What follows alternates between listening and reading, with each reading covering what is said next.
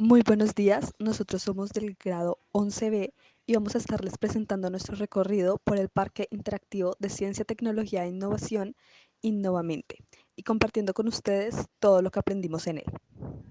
Al entrar en Innovamente nos encontramos con Cristal, un holograma, o mejor dicho, una pirámide holográfica, que es un sistema utilizado para proyectar todo tipo de elementos en 3 dimensiones. Cada uno de los 4 lados que conforman la pirámide están fabricados de un material transparente. Así se puede ver a través de cada una de las 4 partes, lo que sucede en el centro de la pirámide, es decir, la holografía. Esta se genera a través de la creación de 4 reflejos de las 4 vistas de una misma imagen. Por esa razón, cuando nos movíamos alrededor de Cristal, podíamos verla desde diferentes ángulos, como por ejemplo de frente o de perfil.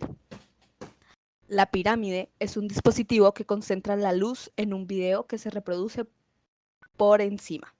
Estos efectos visuales están pensados de tal forma que, al reproducirse con una pirámide holográfica encima, esta proyecta una imagen sólida que parece estar flotando en el aire. Luego nos encontramos con una máquina bastante curiosa, el generador de Van de Graaff, que es un aparato que almacena cargas eléctricas en su terminal esférico y puede generar alta tensión. Un modelo didáctico como el de Innovamente nos permite realizar demostraciones que contextualizan los fenómenos electrostáticos. Fue diseñado y construido por el ingeniero estadounidense Robert Hemingson Van de Graaff. En 1931, el generador fue usado como una especie de acelerador de partículas, indispensable en los estudios de construcción del átomo. Los aceleradores de Van de Graaff sufrieron un desarrollo tecnológico dando lugar a lo hoy conocido como aceleradores Pelletron. ¿Cómo funciona? El generador de Van de Graaff tiene un sistema de funcionamiento que utiliza la excitación de cargas activada por fricción. Esta máquina está compuesta por 2 rodillos, así como también por una correa confeccionada de material aislante, un motor, una cúpula de descarga, una columna de soporte, una cúpula y 2 cepillos metálicos. Generalmente, la columna es confeccionada en acrílico o PVC. Los rodillos deben ser de materiales diferentes. Normalmente uno de ellos es confeccionado en aluminio o teflón. De esta forma, ellos se electrizan por la fricción de la correa. El motor es responsable de girar los rodillos, que a su vez quedan electrizados y consiguen atraer cargas opuestas. Esto es posible debido a la superficie externa de la correa, así como los cepillos. Esta correa también es responsable de llevar las cargas entre la tierra y la cúpula. Por su parte, la cúpula puede hacer que la carga de energía no pueda generar campo eléctrico sobre el rodillo superior. De esta manera, las cargas pueden ser extraídas.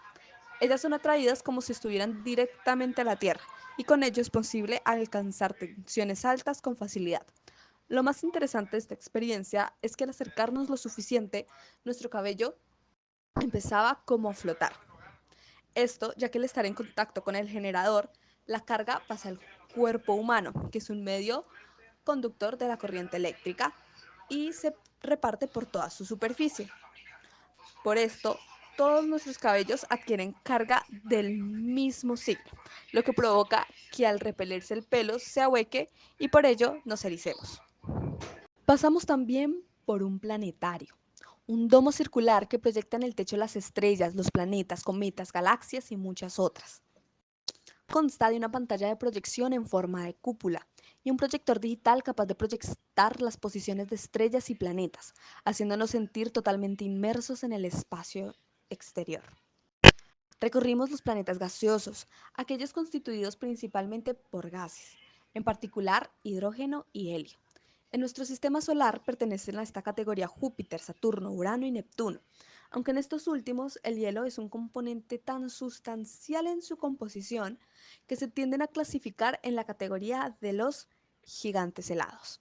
Los planetas gaseosos, dependiendo de sus mecanismos de formación, no tienen por qué poseer un núcleo sólido rocoso, sino que pueden consistir en un continuo de gases paulatinamente más densos que adquieren finalmente las propiedades de un fluido cuando se encuentran a alta presión. No solo recorrimos los planetas gaseosos, recorrimos toda la galaxia y más allá de ella, haciéndonos descubrir las maravillas que aguarda el universo. Posteriormente pudimos comprobar el famoso teorema de Pitágoras. Para esto debo aclarar que un teorema en matemáticas es una proposición o afirmación que se puede demostrar de manera lógica y rigurosa, utilizando reglas y principios matemáticos. El teorema de Pitágoras nos dice que en un triángulo rectángulo, es decir, un triángulo que tenga en su estructura un ángulo de 90 grados, el área del cuadrado construido sobre la hipotenusa es igual a la suma de las áreas de los cuadrados construidos sobre los catetos. ¿Sí? Y este teorema no solamente lo podemos comprobar en una actividad didáctica como esta, cotidianamente también se utiliza. En la geodesia y la topografía, el teorema de Pitágoras se utiliza para medir distancias y alturas. Por ejemplo, al realizar levantamientos topográficos para mapear el terreno. Los topógrafos emplean este teorema para determinar las distancias horizontales y verticales entre diferentes puntos. Posteriormente conocimos el efecto Moiré, que es una sensación visual que se genera en la interferencia de dos rejillas de líneas a partir de determinado ángulo, o cuando éstas tienen un tamaño distinto. El origen de esta expresión es de un tejido llamado así, un tipo de seda que se caracteriza por tener este aspecto ondulado. Es especialmente observable en las fotografías digitales. Esto debido a la propia naturaleza en sí del sensor de una cámara digital, ya que este se compone básicamente por una rejilla de píxeles. También puede ocurrir en la superposición de dos patrones de círculos concéntricos que sufren de Moiré antes de empezar a solaparse. Ahora vamos a hablar sobre el cubosoma. ¿Qué es? Es un rompecabezas tridimensional que desafía nuestra capacidad para pensar en tres dimensiones. Está compuesto por 7 piezas únicas con formas geométricas especiales que se unen para formar un cubo perfecto. Cada pieza tiene una forma distinta con diferentes ángulos y lados, lo que hace que el desafío sea aún más emocionante. El objetivo es encontrar la forma correcta de unir las 7 piezas para crear un cubo perfecto, sin sobrantes ni espacios. Es un desafío que requiere paciencia, persistencia y habilidades especiales. El Cubosoma es un juego clásico que ha sido disfrutado por personas de todas las edades durante bastante tiempo. Es una excelente manera de desarrollar nuestras habilidades de resolución de problemas, nuestra capacidad para pensar en tres dimensiones y en especial nuestra paciencia. ¿Estás listo para aceptar el desafío y probar tu habilidad para resolver el Cubosoma?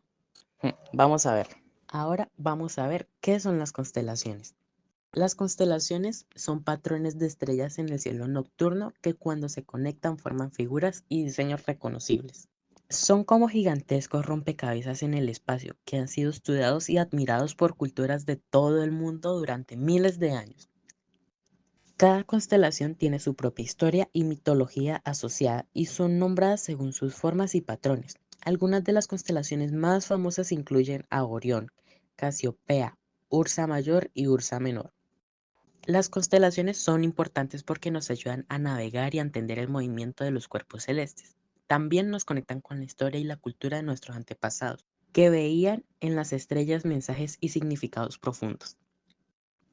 Como dato curioso, ¿sabías que hay 88 constelaciones oficiales reconocidas en la astronomía moderna? Cada una es única y tiene su propia belleza y significado. ¿Estás listo para explorar el cielo nocturno y descubrir las maravillas de las constelaciones? Bueno, ahora vamos a ver qué es un histograma. Para entender mejor este tema, vamos a utilizar un ejemplo bastante conocido. En este caso, que sería la máquina de Galton. La máquina de Galton es un juguete divertido que nos ayuda a entender cómo funciona la probabilidad y la estadística. Es como un laberinto para bolitas. La máquina tiene una parte superior donde se ponen las bolitas y luego caen por un tubo lleno de clavos o pinchos. Cada vez que una bolita golpea un clavo se desvía un poquito hacia la izquierda o a la derecha. Así que las bolitas van cayendo y desviándose como si estuvieran bailando, y al final se acumulan en un cuadro en la parte inferior de la máquina. Es como si las bolitas estuvieran diciendo, hey, es más divertido estar en el centro. Porque mira, la mayoría de las veces caen en el medio y solo algunas veces se van a los extremos. Ahora imagina que contamos cuántas bolitas hay en cada columna del cuadro. Eso es un histograma. Un histograma es una forma de mostrar cómo se distribuyen las cosas, en este caso las bolitas. Ahora vamos a ver las ilusiones ópticas, el truco de nuestros ojos. Las ilusiones ópticas son fenómenos que engañan a nuestros ojos y cerebro, haciéndonos ver cosas que no son reales. Pueden ser divididas en tres categorías: ilusiones de forma y espacio, ilusiones de color e ilusiones de movimiento. Las ilusiones de forma y espacio nos hacen ver objetos y patrones de manera distorsionada, alterando nuestra percepción de la realidad. Nuestro cerebro intenta hacer sentido de la información visual que recibe, pero en algunos casos puede ser engañado por la forma en que se presentan los estímulos visuales. Las ilusiones de color nos hacen ver colores y tonos que no existen en realidad, jugando con la manera en que nuestro cerebro procesa la información visual. El color es una percepción subjetiva que puede ser influenciada por factores como el contexto, la iluminación y la atención. Las ilusiones de movimiento nos hacen ver movimiento donde no lo hay exactamente, creando una sensación de dinamismo y cambio. Esto puede ser debido a la manera en que nuestro cerebro procesa la información visual en serie, creando una sensación de continuidad. En general, las ilusiones ópticas nos muestran que nuestra percepción no siempre es confiable y que nuestro cerebro puede ser engañado. Son, recor- son un recordatorio de la complejidad y la maravilla del sistema visual humano y nos invitan a cuestionar nuestra percepción de la realidad. Además,